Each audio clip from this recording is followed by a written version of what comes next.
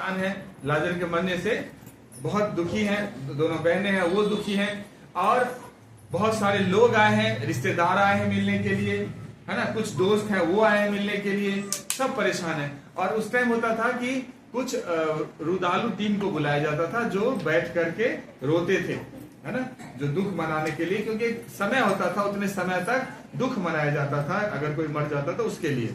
तो यहूदियों को रीति थी, तो वो सब चीजें थी, और वो पूरा ही माहौल बहुत परेशान और दुखी था।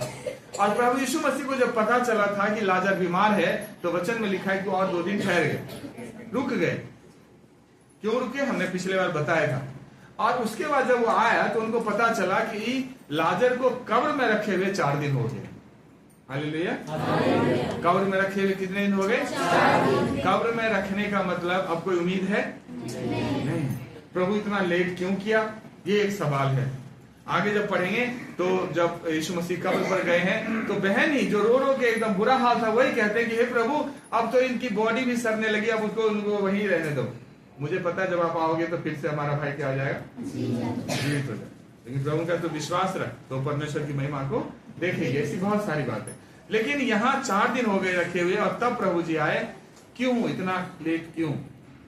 क्योंकि मेरे प्रिय, यहूदियों में एक चलन था या एक मानता था उनके अंदर, मानते थे वो लोग कि कब्र में जब किसी को डाल दिया जाता है तो 3 दिन तक उसके प्राण, या हमारी भाषा में कहते उनकी आत्मा, उधर ही घूमते रहते 3 दिन तक। और 3 दिन तक चांसेस होता है कि वो आत्मा या वो प्राण जिसको बोलते हो फिर से उसमें आ सकता है और वो जीवित हो सकता है। तो इसका मतलब अगर वो 3 दिन के अंदर यीशु मसीह आके उसको जिंदा करते तो लोग क्या कहता, ये तो होना ही था, क्योंकि उनकी आत्मा तो 3 दिन इधर ही घूम रहे थे, इसमें कौन सी बड़ी बात होगी। इसलिए यीशु मसीह 4 दिन रुक गए, ताकि उनकी जो एक मान्यता था यहूदियों की, ये 3 दिन जो उसकी आत्मा घूमती रहती है, वो 4थे दिन क्या हो जाएगा, चले जाएंगे, दूर हो जाएंगे, और उनकी मान्यता खत्म हो जाएगी। तब यीशु मसीह आए, क्योंकि प्रभु को पता था कि मैं ही पुनरुत्थान हूं, मैं ही जीवन हूं, मैं उस मरे हुए को जिंदा कर सकता हूं। ये हमारे प्रभु को पहले से पता था। तो बहुत यहाँ का जो माहौल है, बहुत दुख भरा माहौल हुआ है, बहुत सब परेशान हैं।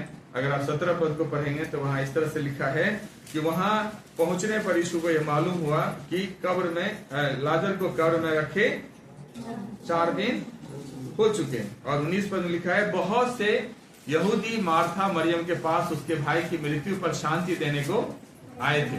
बहुत सारे यहूदी, पर उसमें उनके रिश्तेदार हो सकते हैं, दोस्त हो सकते हैं, वो रुदालू टीम हो सकते हैं, सब। लेकिन यहाँ थोड़ा रुकिए, सोचिए, जब सब मिलने के लिए आए और सब कह रहा होगा कि पूछ रहा कैसे मर गया, क्या हुआ, कब से बीमार था, और दूसरी तरफ बाइबल में नहीं लिखा, लेकिन मुझे लग रहा है इस बात की भी चर्चा हो रही थी कि तुम्हारा गुरु, तुम्हारा प्रभु तो बहुत सामर्थी है, वो तो अंधों को आंखें देता है, वो तो लंगड़ों को चला देता है, वो तो कोढ़ियों को शुद्ध कर देता है, फिर तेरे भाई को ठीक क्यों नहीं किया,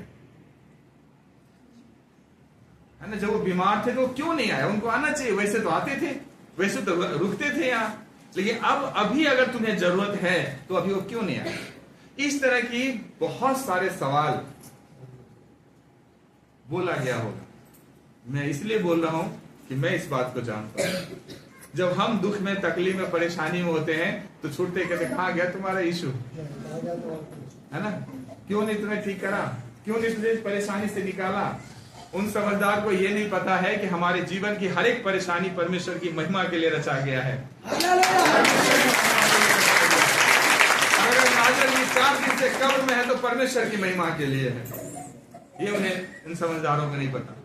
लेकिन मेरे प्रिय, इन सारी बातों से बहुत सारे उनको सामना करना पड़ा होगा, उसके बावजूद भी, उसके बीच में भी अपने विश्वास को अटिक करके रखता है। कैसे, आगे देखेंगे।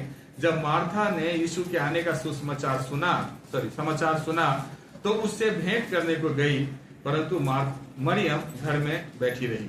अब देखो, दुख में है, तकलीफ में है, प्यारा एक ही भाई था, वो मर गया है, उसको कब्र में डाल दिया गया है, घर में बड़ा दुखी का माहौल है। उस टाइम में प्रभु यीशु मसीह को वहां होना चाहिए, उनको कुछ चमत्कार करने के लिए या भरोसा देने के लिए, क्योंकि प्रेम करते थे। लेकिन सारी सिचुएशन उल्टा है। जो 4 लोग साथ बैठे हैं वो भी सही बात नहीं बोल रहे होंगे, वो भी कुछ ना कुछ यहूदी लोग थे तो जलन रखते ही थे, तो प्रभु के विरोध में तो बात करते ही होंगे। लेकिन इतने बड़े सिचुएशन के बावजूद भी जैसे ही उन्होंने सुना कि प्रभु आ रहे हैं, सब कुछ छोड़ के वो दौड़ पड़े। हालेलुया। हमें जरा सोचना है, हमें यहां सोचना है। घर में कोई परेशानी होता है, दुख होता है, तकलीफ होता है, पास्टर को पता नहीं चलता, अगुए को पता नहीं चलता, उस समय से आपके पास पहुंच नहीं पाते। कई लोग को बुरा लगता है, आए नहीं, वैसे तो आ जाते हैं, अब आए नहीं, मिलने नहीं आए, हमें जरूरत थी नहीं आए। अब हम मार्था के जीवन से सीख सकते हैं कि इतनी बड़ी उनके जीवन में दुख है, लेकिन उसके बावजूद भी परमेश्वर के प्रति, प्रभु यीशु मसीह के प्रति जो प्रेम है वो लेस मात्र भी कम नहीं हुआ है, कम नहीं हुआ है। वही विश्वास अंदर जागृत है। और मेरे प्रिय, हम सब के लिए जरूरी है कि हम सिचुएशन से, डिफिकल्टी से हमें हड़बड़ा के सीधे अपने विश्वास पर अपने हाथों से हथौड़ा नहीं मार देना। हमें विश्वास में और भी दृढ़ होना कि इस परेशानी के द्वारा परमेश्वर मेरे जीवन में कुछ बेहतर करने वाला है, क्योंकि परमेश्वर की महिमा प्रकट होने वाली है। हमें इस बात पर क्या रखना चाहिए? भरोसा रखना चाहिए। और मार्था ने यीशु से कहा, सुनिए क्या कहा, हे प्रभु, यदि तू यहां होता तो मेरा भाई कदापि नहीं मरता। हालेलुया। क्या करे? हे प्रभु, अगर तू यहां होता तो मेरा भाई कदापि। दुख था, उदासी थी, निराशा था, लेकिन ये भरोसा है कि प्रभु अगर तुम होते तो मेरा भाई नहीं मरता। आप क्यों नहीं आए? अब लेट कैसे हो गए? कहां रह गए? ऐसे बहुत सारी सवाल मन में था, बहुत सारी सवाल। यीशु के पूरे जीवन पर्यंत का जो बाइबल में जिक्र है, सिर्फ एक जगह जिक्र है जो प्रभु ने अपने भक्त के लिए रोया, सिर्फ एक जगह, और वो जगह है लाजर के लिए। लाजर के लिए प्रभु रोया, लेकिन जब वो मर गया, उसकी लाश पड़ी है, जिंदा होने के चांसेस हैं, तब प्रभु आने। घर में दुखी है, प्रभु नहीं है। सामने, आंखों के सामने जब वो अर्थी ले जा रहा होगा तो दोनों बहनों की क्या हालत हुआ होगा, सोच सकते हैं। और वहां यीशु मसीह रहता तो थोड़ा सा हिम्मत रहती, लेकिन यीशु मसीह वहां नहीं है। बहुत तरह की लोग बातें कर रहे हैं, लेकिन वहां यीशु मसीह नहीं है। क्यों? कई बार हम प्रार्थना करते हैं, हमारी प्रार्थना का हमें जवाब नहीं मिल रहा होता है। हमें लगता है शायद मेरे प्रभु ने मेरा सुनना बंद कर दिया। कई बार हम मांगते हैं और हमें टाइम लगता है, हम सोचते पता नहीं क्या नाराजगी है, क्या हो गया, कौन सा पाप ऐसे जीवन में। लेकिन हम इस बात को भूल जाते हैं कि वो परमेश्वर हमसे इतना प्रेम करता है कि उस विपरीत सिचुएशन को, उस बुरे हालात को हमारे लिए बहुत ही अच्छे में बदलने वाला है। हालेलुया। और इसलिए उस कंडीशन को हमें बड़े ही धीरज के साथ, शांति के साथ, प्रार्थना करते हुए हमें उसको पार करना है। क्योंकि ये विश्वास रखिए कि आगे हमारे लिए बहुत ही उत्तम रखा हुआ, बहुत ही उत्तम रखा हुआ। सो डायरेक्टली मार्था ने बोला कि हे प्रभु, यदि तुम यहां होता तो मेरा भाई कदापि नहीं मरता। और मैं अब भी जानती हूं कि जो कुछ तू परमेश्वर से मांगेगा, परमेश्वर तुझे देगा। जो कुछ तू परमेश्वर से मांगेगा, परमेश्वर तुझे देगा। मतलब भाई मर गया, कब्र में डल गया, लेकिन अभी भी मुझे उम्मीद है कि अगर जो प्रभु से तुम मांगोगे तो प्रभु निश्चित रूप से उन बातों को करेगा, उन बातों को करेगा। यही मरकुस के 5 अध्याय में एक जगह लिखा है, जो एक इंसान है जिसका एक बेटी है और वो मरने पर है, बीमार है। कहानी याद है? हाँ। और मैं इसीलिए सोचा कि आपको देखूं, आपको याद है नहीं है। और वो यीशु मसीह के पास आए और बोला कि हे प्रभु, मेरी बेटी मरने पर है, तू चल, यहाँ लिखा है, तू आकर उस पर हाथ रख कि वह चंगी होकर जीवित रहे। कहने वाला, हे प्रभु, वो मरने पर, अभी मरी नहीं है, आप चलिए, आप उनसे, उनके लिए प्रार्थना करिए और वो क्या हो जाएगा? चंगी हो जाएगी, ठीक हो जाएगी। और प्रभु तब तक एक स्त्री है जिसको 12 वर्ष से बीमारी, उसमें उलझे हुए हैं, उसके चंगाई में लगे हुए हैं। तभी पीछे से आवाज आता है, लिखा है आराधनालय के सरदार के घर से लोगों ने आकर कहा कि तेरी बेटी मर गई है, अब गुरु को क्यों दुख देता है। ध्यान से सुनिए, तेरी बेटी मर गई है, अब गुरु को क्यों दुख देता है। यहाँ पर यीशु मसीह के पावर को लिमिटेशन में लाया जाता है, सीमित किया जा रहा है। यीशु मसीह बीमारी से चंगा कर सकता है। ध्यान सुनिए, ये मैं इसलिए कह रहा हूं कि हमारे अंदर भी ऐसी मानसिकता होता है, यीशु मसीह ये काम कर सकते, ये काम नहीं कर सकते। एक परमेश्वर के सेवक ने कहा कि कुछ दुष्टात्मा ऐसे भी होते हैं जो यीशु मसीह की नहीं सुनता। लिटरली बता रहा हूं। हमने कहा कि जिस यीशु को मैं जानता हूं वो यीशु सब दुष्टात्मा सुनता है। दुष्टात्मा को छोड़ो, स्वर्ग से लेके नरक तक की जितने पावर है ना, सब उसकी सुनता है और उसके सामने घुटना टेकता है। तो वो क्या है, ये नहीं कि उनको पता नहीं, उनको क्या है, थोड़ा सा सीमित सोच को सीमित करते हैं। कई बार हम भी अपने सोच को सीमित करते हैं, प्रभु ये काम कर सकते हैं लेकिन ये काम नहीं कर सकते। और सेम चीज यहां पे कहा कि तेरी बेटी मर गई, अब गुरु को दुख न दे। मतलब कि जब तक तेरी बेटी जिंदा थी तभी तक यीशु मसीह से चंगा कर सकते थे। जब वो बीमार थी तो प्रभु से ठीक कर सकते थे। उसे ये नहीं पता कि यीशु वो प्रभु है जो मुर्दे को भी जीवित कर सकता है। और तब यीशु कहता तो विश्वास रख। तू क्या रख? विश्वास रख। ये बड़ी चीज है। कई बार हम भी ऐसे सोचते हैं, पता नहीं प्रभु से दुष्टात्मा निकलेगा नहीं निकलेगा, क्या प्रभु के नाम से समस्या मेरे जीवन से जाएगी नहीं जाएगी, क्या प्रभु के नाम से ये बातें मेरे जीवन में होगी नहीं होगी। मेरे प्रिय, मैं आपको चैलेंज करता हूं, अगर आपका विश्वास सच्चा है, अगर राई के दाने के समान आपका विश्वास पक्का है, तो प्रभु के वचन में लिखा अगर पहाड़ को भी टल जा तो वो माउंट एवरेस्ट की बात नहीं कर रहे थे, आपके जीवन की पहाड़ की बात कर रहे थे कि आपके जीवन में बड़ी से बड़ी पहाड़ हो सकता है, लेकिन अगर आप विश्वास में दृढ़ हैं तो उस पहाड़ को अपने जीवन से हटा सकते हैं। विश्वास जरूरी है। जैसे संसार में कुछ खरीदना चाहते तो आपके लिए पैसे का होना जरूरी है, उसी तरह स्वर्ग के राज्य से अगर आप कुछ पाना चाहते हैं तो विश्वास का होना जरूरी है। विश्वास में कमजोर पड़ जाएंगे, विश्वास आपका फट जाएगा, विश्वास आपका गल जाएगा, विश्वास आपका टूट जाएगा, तो स्वर्ग के राज्य की कुछ भी उम्मीद रखना व्यर्थ है। इसने तो बोला कि गुरु को अब दुख मत दे, तेरी बेटी मर गई, मतलब अब गुरु कुछ कर ही नहीं सकते, ये उसकी सोच थी। लेकिन यीशु ने कहा तो विश्वास रख, तो तेरी मरी हुई बेटी भी जीवित होगी। यही विश्वास हमें रखना है, क्योंकि हमारा प्रभु स्वयं पुनरुत्थान है। वो स्वयं मृत्यु से जीवित होने वाला प्रभु है। प्रभु यीशु मसीह मृत्युंजय प्रभु है। प्रभु यीशु मसीह कौन है? मृत्युंजय प्रभु है। और एक जगह लिखा है कि हम जानते हैं कि परमेश्वर पापियों के नहीं सुनता, परंतु यदि कोई परमेश्वर का भक्त हो और उसकी इच्छा पर चलता हो तो वह उसकी सुनता है। और इसी विश्वास से मार्था कह रही कि प्रभु मुझे पता है अभी भी जो तू परमेश्वर से मांगेगा प्रभु तुझे देगा, तेरी सुनेगा। इतना सिचुएशन डिफिकल्ट है, लेकिन उसके बावजूद भी उनका विश्वास प्रभु पर अटल बना है। हमारा प्रभु जो स्वयं जीवन है, हमारा प्रभु जो स्वयं पुनरुत्थान है, उसके बारे में लिखा है कि यीशु ने उसे कहा तेरा भाई फिर जी उठेगा। हालेलुया। तेरा भाई क्या होगा? फिर जी उठेगा। उसने क्या कहा? प्रभु मुझे पता है जो आप मांगेंगे प्रभु आपको देगा। लेकिन मुझे लगता है कि मार्था अभी भी ये सोच रही है कि अब संभव नहीं है कि कब्र में से वो बाहर निकल सकता है। सोच में क्या है कि 3 दिन तक चांस था, 3 दिन तक चांस था कि अगर 3 दिन के अंदर आ जाते तो वो जो आत्मा घूम रही है वो आत्मा फिर से शरीर में प्रवेश कर जाता, चांस था।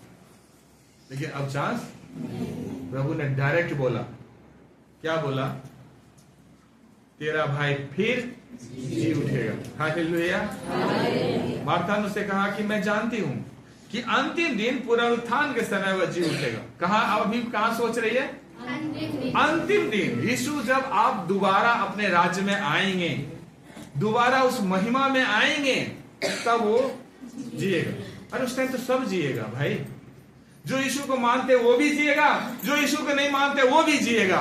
जो यीशु को मानते हैं, उसको जानते, उसको पहचानते, वो जिएगा। जीवन में प्रवेश करने के लिए जो उसको ठुकराया, रिजेक्ट किया, नहीं माना, वो जिएगा हमेशा की मृत्यु में प्रवेश करने के लिए। जीना तो सबने है, तभी तो न्याय होगा। मरने से न्याय से थोड़े बच जाएंगे, सबको उठना होगा न्याय के लिए। सो यही बात है कि प्रभु जब तुम आओगे ना अंतिम दिन, तो उस टाइम मेरा भाई क्या हो जाएगा? जी उठेगा। वही वाली बात है।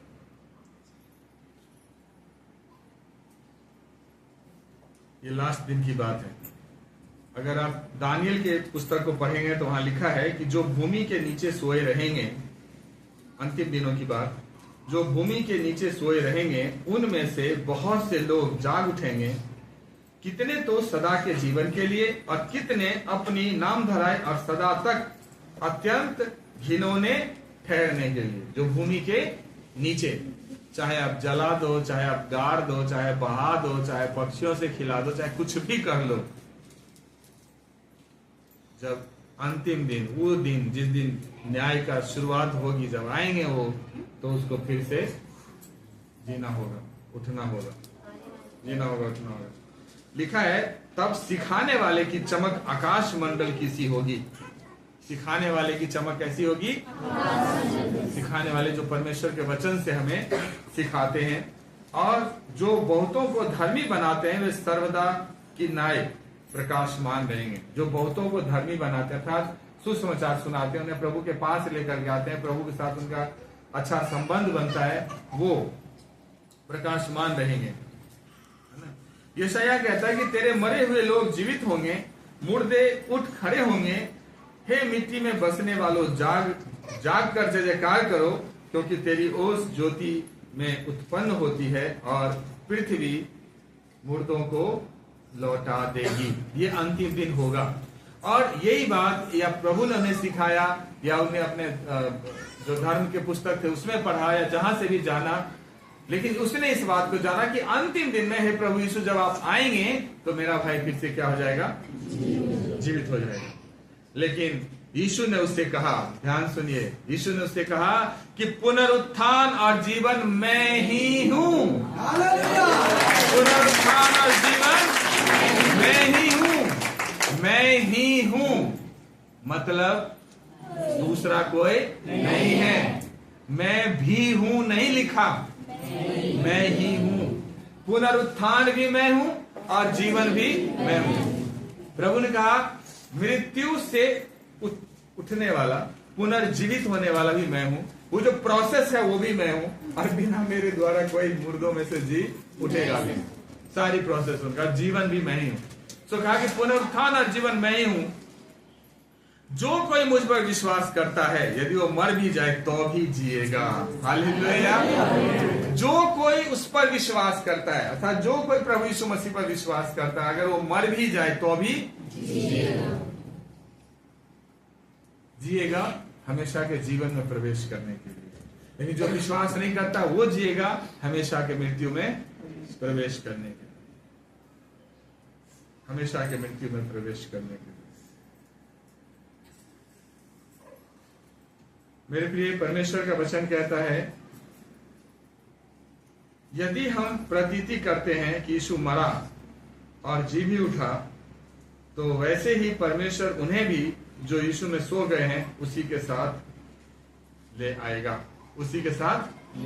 मैं थोड़ा सा बता देता हूं। जैसे यीशु मसीह के आने से पहले हम लोग विश्वासी हैं, प्रभु पर विश्वास करते हैं, और यीशु मसीह के आने से पहले अगर हम मर जाते हैं, चाहे आप जला दो, चाहे गाड़ दो, चाहे कुछ भी करो उनके शरीर के साथ, उनकी जो प्राण है, आत्मा है, वो परमेश्वर के पास सुरक्षित है। जब वो आएंगे तो अपने साथ उन्हें भी क्या करेंगे? ले आएंगे, अपने साथ उन्हें ले आएंगे। और जिस दिन यीशु आएंगे उस दिन तक जो लोग जीवित रहेगा विश्वास में, वो बदल जाएगा। क्या हो जाएगा? लेकिन जो पहले मरे हुए हैं वो पहले जी उठेंगे, तब हमारी बारी आएगी। वो पहले है तो उसका नंबर पहले आएगा। हालेलुया। सो ये हमारे लिए बिल्कुल विश्वास में निश्चितता हो जाना चाहिए कि अगर हम मर भी जाएंगे तो भी प्रभु के साथ हम क्या रहेंगे? जीवित रहेंगे। आप ऐसे मत सोचना कि मरने के बाद पता नहीं किसने देखा, कहां जाएंगे, क्या जाएंगे, नहीं जाएंगे। जो कोई मसीह में है उसके लिए निश्चित है, क्योंकि परमेश्वर का वचन कहता है कि जो यीशु को प्रभु जानकर अंगीकार करता है और ये विश्वास करता है कि परमेश्वर ने उसे मरे हुए में से जिलाया, वो निश्चय ही उद्धार को पाएगा। वह निश्चय की बात हुई है और यहाँ वचन में लिखा है कि निश्चय ही हमें वो जिलाएगा और हम जिएंगे और उसके साथ रहेंगे। हालेलुया। क्योंकि वो पुनरुत्थान है। वो क्या है? पुनरुत्थान है, वो जीवन। आगे परमेश्वर का वचन कहता है, और जो कोई जीवित है और मुझ पर विश्वास करता है वो अनंत काल तक ना मरेगा। अनंत काल तक ना मरेगा। क्या तो इस बात पर विश्वास करती? उनसे पूछा और यही बात मैं आपसे पूछता हूं। पहली बात, क्या आप ये विश्वास करते हैं कि आप यीशु मसीह में हैं? हाँ या ना? गुड। और क्या ये विश्वास करते हैं कि यीशु मसीह जैसे मरे हुए में से जी उठा, वैसे हमें भी मरे हुए में से जी उठाएगा? विश्वास करते हैं? हालेलुया। हमारा विश्वास है और यही हमें विश्वास ही। और सेम चीज प्रभु यीशु मसीह ने उनसे पूछा कि जो कोई जीवित है और मुझ पर विश्वास करता है वो अनंत काल तक नहीं मरेगा। वो मरेगा ही नहीं। हम सिर्फ सोते हैं, शरीर को त्यागने वाला सोते हैं। सोना जानते हैं ना? सोने के बाद लोग जागता है। उसी तरह हम सो जाएंगे और फिर जागेंगे। क्या तो इस बात पर विश्वास करते हैं? परमेश्वर का वचन इस तरह से कहता है, मैं तुमसे सच सच कहता हूं। प्रभु यीशु मसीह ने बोला इसी यूहन्ना सुसमाचार के 5 अध्याय के 24 पद में, मैं तुमसे सच सच कहता हूं कि जो मेरा वचन सुनकर मेरे भेजने वालों की प्रतीति करता है, अनंत जीवन उसका है। हालेलुया। प्रभु ने मैं तुमसे सच सच कहता हूं। ऐसा क्यों बोला? प्रभु क्यों पहले झूठ बोलते थे? तो क्यों बोला मैं तुमसे सच सच कहता हूं? मतलब तुझे रत्ती भर भी डाउट नहीं होनी चाहिए। जैसे हमारी भाषा में कहते हैं ना, मैं कसम खा के बोलता हूं, ऐसे कर बात को श्योर करने के लिए बोलते हैं ना, तो वैसे प्रभु कह रहा मैं तुमसे सच सच कहता हूं कि जो मेरा वचन सुनकर मेरे भेजने वालों की प्रतीति करता है, मेरे भेजने वाले की प्रतीति करता है। यीशु का वचन सुनकर पिता पर हम विश्वास करते हैं। मसीह में आने से पहले आप लोग जानते थे पिता परमेश्वर को? हाँ या ना? नहीं जानते थे। लेकिन जब हमने यीशु को जाना, यीशु के वचन को जाना, तब हमने पिता को जाना, है ना? और पिता के प्रेम को जाना, पिता की भरपूरी को जाना, पिता के उन सारी बातों को हम जाना, पिता के प्लान को हमने जाना, हमारे लिए क्या भविष्य में है, क्या अभी है, सब बातों को हमने जाना। और लिखा है जो इस पर प्रतीति करता है, विश्वास करता है, लिखा अनंत जीवन उसी का। बोले अनंत जीवन मेरा है।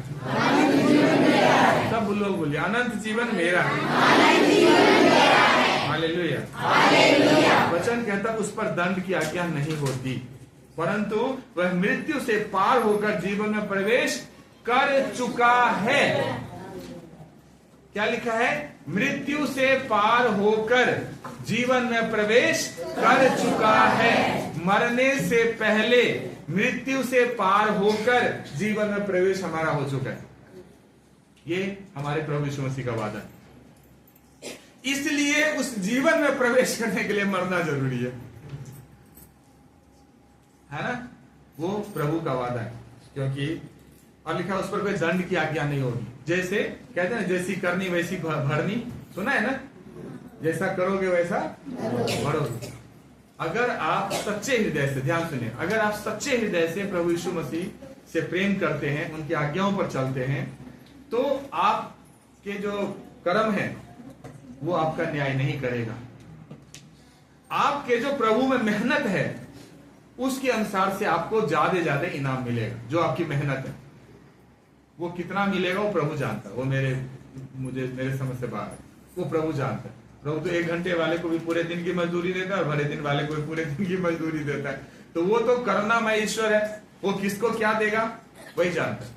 सो दंड नहीं है हम पर जो हमने बुरे कर्म किए या कुछ ऐसे काम किए जिसकी वजह से शैतान हम पर हावी होने की कोशिश करता है, या विधि का लेख जो था जिसको मिटा दिया गया, ऐसी कोई बात हमारे पर दंड की आज्ञा को नहीं ला सकता, क्योंकि जितने दंड हम पर आने थे उस सब का कीमत प्रभु यीशु मसीह ने क्रूस पर चुका दिया। अब इसलिए हम पर दंड नहीं है, वरन क्या है, हम मृत्यु से पार होकर उस जीवन में क्या हुए हैं, प्रवेश हो चुके हैं।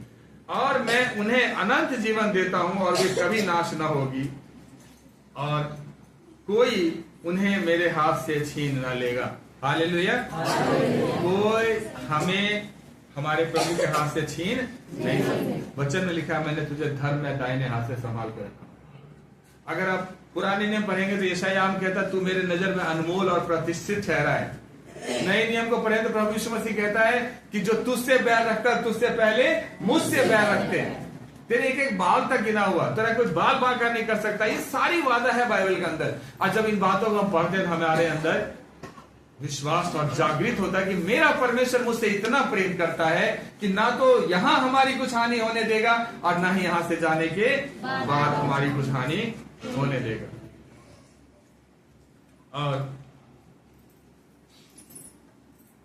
और यह इस तरह से लिखा, उसने कहा कि हाँ हे प्रभु, मैं विश्वास करती हूं कि परमेश्वर का पुत्र मसीह जो जगत में आने वाला था वो सिचुएशन ने मार्था के विश्वास को हिला नहीं पाया, लोगों के ताने उसको हिला नहीं पाए। हमारी सिचुएशन क्या है हमें ये सोचना है।